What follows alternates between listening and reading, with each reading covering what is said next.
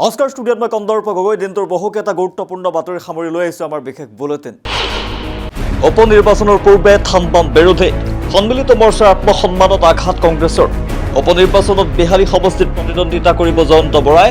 দলৰ সদস্যপদ নোলোৱাকৈ বিহালীত জয়ন্ত বৰাক প্ৰাৰ্থিত্ব কংগ্ৰেছৰ। অসম সন্মিলিত মৰ্চাৰ পৰা প্ৰতিদ্বন্দ্বিতা কৰিব লক্ষীকান্ত কৰ্মীয়ে। ৰাজহ চক্ৰ কাৰ্যালয়ৰ বন্ধৰ কোনো সিদ্ধান্ত গ্ৰহণ কৰা নাই ৰাজ্য চৰকাৰে। ৰাজহ মন্ত্ৰী যোগেন মোহনৰ স্পষ্ট ঘোষণা, ৰাজহ চক্ৰৰ কাৰ্যালয় বন্ধ হ'ব বুলি চলোৱা হৈছে অপপ্ৰচাৰ। ডিচেম্বৰ মাহলৈকে ৰাজ্যত থাকিব ৰাজহ চক্ৰৰ কাৰ্যালয়। CDC বহা ঠাইতে থাকিব ৰাজহ চক্ৰৰ কাৰ্যালয়। ভুৱা বাতৰিত ভুল নাযাবলৈ আহ্বান মন্ত্ৰী যোগেন মোহনৰ। ৰাজহ চক্ৰৰ কাৰ্যালয় বন্ধ হ'ব বুলি চিন্তা কৰাৰ কোনো কাৰণ নাই, জনসংখ্যানুপাতে বৃদ্ধিয়ে হ'ব কাৰ্যালয়। জয়ন্ত বৰাক প্ৰাৰ্থিত্ব দিয়াক লৈ মুখ খুলিলে সাংসদ গৌৰৱ গগৈয়ে। সকলো চালি জাৰি চাই প্ৰাৰ্থিত্ব প্ৰদান কৰা হৈছে বিহালীত। বিহালীবাসীয়ে বিচৰা ধৰণে প্ৰাৰ্থী দিয়া হৈছে। মাটিৰ লগত সম্পৰ্ক থকা এজন মানুহ বিচাৰিছে বিহালীবাসীয়ে। অসম সন্মিলিত মৰ্চাৰ সৈতে পুনৰ আলোচনাত বহাৰ পোষকতা সাংসদ গৌৰৱ গগৈৰ। জয়ন্ত বৰাক প্ৰাৰ্থিত্ব দিয়াক লৈ মুখ খুলিলে সাংসদ গৌৰৱ গগৈয়ে। সাংবাদিকৰ সৈতে ৰাজপথত বহি বুজনি দিলে মন্ত্ৰী পীযুষ হাজৰিকাই। চামগুৰিত সাংবাদিকক আক্ৰমণ কৰা সকলক শাস্তি দিয়া হ'ব। ঘটনাৰ তদন্ত ঘোষণা মন্ত্ৰী পীযুষ হাজৰিকাৰ। আক্ৰমণকাৰীক শাস্তি প্ৰদানৰ প্ৰতিশ্ৰুতি দিলে মন্ত্ৰী পীযুষ হাজৰিকাই। কংগ্ৰেছ প্ৰাৰ্থী তানজিল হুছেইনৰ মনোনয়ন যাত্ৰাত সাংবাদিকক আক্ৰমণ কৰিছিল বিজেপি কৰ্মীয়ে। আক্ৰমণৰ ঘটনাক লৈ ক্ষুব্ধ সাংবাদিকসকল। বিলাসীপুৰ জিলা আৰু সত্ৰ ন্যায়াধীশ আদালতৰ ঐতিহাসিক ৰায়দান। চৰুৱা বাখৰা গাঁৱৰ পিতা পুত্ৰ হত্যাৰ 12 অভিযুক্তক 8 বছৰৰ কাৰাদণ্ড। চলেমান আলী, হজৰত আলী, আব্দুল খালেক, শ্বাহজাহান আলী, আফছেৰ আলী, আবু বক্কৰ ছিদ্দিক, লালচান আলী, আবু চামা কাদেৰ আলী, আমান আলী, মনোৱাৰ হুছেইন আৰু আব্দুল কাদেৰৰ কাৰাদণ্ড। কাৰাদণ্ডৰ উপৰিও 20,000 টকাৰ জৰিমনা আদালতৰ। 2009 চনত চাপৰৰ টিলাপাৰাৰ চৰুৱা বাখৰা গাঁৱত সংঘটিত হৈছিল মৰ্মান্তিক ঘটনা। পিতা জছেৰ আলী আৰু পুত্ৰ শ্বাহজামাল আলীক নিৰ্মমভাৱে প্ৰহাৰ কৰিছিল দুৰ্বৃত্তৰ দলে। প্ৰহাৰ কৰাৰ কিছু সময়ৰ পিছতে মৃত্যু হৈছিল পিতা পুত্ৰৰ। উৰিষ্যা আৰু পশ্চিমবংগত দানাৰ প্ৰভাৱ। বুধবাৰৰ পৰা উৰিষ্যাৰ 11খন জিলাত ধাৰাসাৰ বৰষুণ। 24 অক্টোবৰৰ মাজনিশাৰ পৰা 25 অক্টোবৰত দানাই প্ৰৱেশ কৰিব উত্তৰ উৰিষ্যা আৰু পশ্চিমবংগৰ উপকূলত। জাননী প্ৰকাশ কৰিছে ভাৰতীয় বতৰ বিজ্ঞান বিভাগে। বন্ধ থাকিব পুৰীৰ মঠ মন্দিৰ পৰ্যটনস্থলী। দুদিনৰ বাবে বন্ধ থাকিব কৰ্ণাকৰ সূৰ্য মন্দিৰ, পুৰীৰ জগন্নাথ মন্দিৰ, ময়ূৰভঞ্জৰ চিমিলিপাল ব্যাঘ্ৰ প্ৰকল্প, নন্দনকানন চিৰিয়াখানা, ভিটাৰকণিকা অভয়াৰণ্য। 23ৰ পৰা 26 অক্টোবৰৰ ভিতৰত বন্ধ কৰা হৈছে 197খন ৰেল। 4 খণ্ডত সতৰ্কতামূলক ব্যৱস্থা গ্ৰহণ। বৃদ্ধি পালে ভাৰতৰ পাৰমাণৱিক শক্তি। পাৰমাণৱিক শক্তি বৃদ্ধিৰ দিশত আন এক পদক্ষেপ ভাৰতৰ। ভাৰতীয় নৌসেনাই দেশৰ প্ৰথমখন পাৰমাণৱিক সক্ষম বেলিষ্টিক মিছাইল ছাবমেৰিন 4 মুকলি কৰিলে। বিশাখাপট্টনমত আনুষ্ঠানিকভাৱে মুকলি কৰিলে বেলিষ্টিক মিছাইল।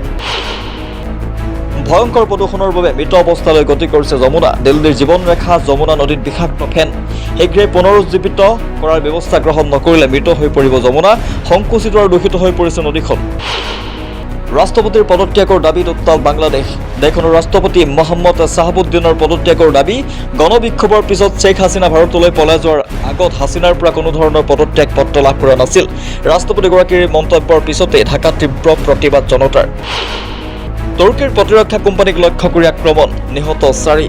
বুধবাৰে সংঘটিত হোৱা আক্ৰমণত 4জন লোক নিহত হোৱাৰ লগতে কেইবাজনো লোক আহত হৈ পৰিছে। তুৰ্কীৰ ৰাষ্ট্ৰপতি ৰেচেপ তাইপ এৰডোগানে সদৰি কৰিছে এই কথা। উৎসৱৰ বতৰ মানে ডাটা মিছনৰ ধামাক আছিল। এইবেলিও উৎসৱৰ বতৰত ডাটা মিছনে লৈ আনিছে ফেষ্টিভ ধামাক আছিল। টিভি, ফ্ৰিজ, ৱাশ্বিং মেচিন, AC, মোবাইলৰ লগতে সকলো ইলেক্ট্ৰনিক সামগ্ৰীতেই দিয়া হৈছে আকৰ্ষণীয় ৰেহাই মূল্যৰ লগতে 0 ডাউন পেমেণ্টৰো বিশেষ সুবিধা। 6 অক্টোবৰৰ পৰা 1 নৱেম্বৰৰ ভিতৰত বজাৰ কৰিলে গ্ৰাহকে লাভ কৰিব আকৰ্ষণীয় উপহাৰো। গতিকে পলম নকৰি আজিয়ে ভিজিট কৰক data mission showroom, GS road, Ulubari, Guwahati অথবা যোগাযোগ কৰক 7086094885 আৰু 7086094900 নম্বৰত। हाय। अरे दिशा, हाय, आओ बैठो और बताओ कैसी हो। बस मैं ठीक हूँ, लेकिन तुमने क्या हाल बना के रखा अपना? ऊपर से इतनी परेशान लग रही हो। अरे दिशा बोलो मत, त्योहारों का सीजन है। घर के साफ सफाई के लिए पेस्ट कंट्रोल सर्विसेज को बुलाया था, पर कुछ फायदा ही नहीं हुआ। अभी भी कीड़े मकोड़े कॉकरोचेस ने मतलब परेशान करके रखा है। ऊपर से घर में छोटे बच्चे भी है, क्या करो। अरे क्यों? MK trade centre pest control services है ना। MK trade centre and pest control services पर वो क्यों? मैंने तो कभी सुना ही नहीं नाम। क्योंकि एमके थ्रेट सेंटर पिछले 25 सालों से पूरे नॉर्थ ईस्ट का लीडिंग पेस्ट कंट्रोल और टर्माइट कंट्रोल ब्रांड बना हुआ है। ये सिर्फ कीड़े मकोड़ों को भगाने तक सीमित नहीं है, बल्कि उन्हें जड़ से मिटाने का वादा भी करते हैं। एमके थ्रेट सेंटर के pest control services 100% child friendly और इको फ्रेंडली है, जो कि आपके परिवार और एनवायरनमेंट दोनों के लिए सुरक्षित है। तो अब परेशान होने की कोई जरूरत नहीं। एमके थ्रेट सेंटर, हर प्रॉब्लम का परफेक्ट सॉल्यूशन। पेस्ट कंट्रोल से लेकर टर्माइट कंट्रोल तक, आपके घर की सुरक्षा के लिए हमेशा तैयार। आज ही संपर्क करें 9365727617 पर।